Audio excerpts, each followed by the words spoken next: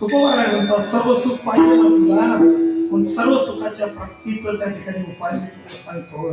पावया जतन हे उपाय लावायचे. कोणते उपाय महाराज सांगितलं? काळ सारावा चिंतन. पहिला उपाय सांगितला कोणता? तुला आपला काळ चिंतनात घालवावा लागेल. तुझा काळ जर चिंतनात गेला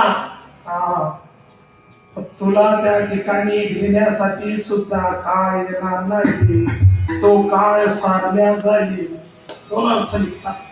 तुला आपला काळ चिंतनात घालवावा लागेल. काळ म्हणजे नुसता हाच काळ नाही. ज्या काळात तुम्ही आता बसले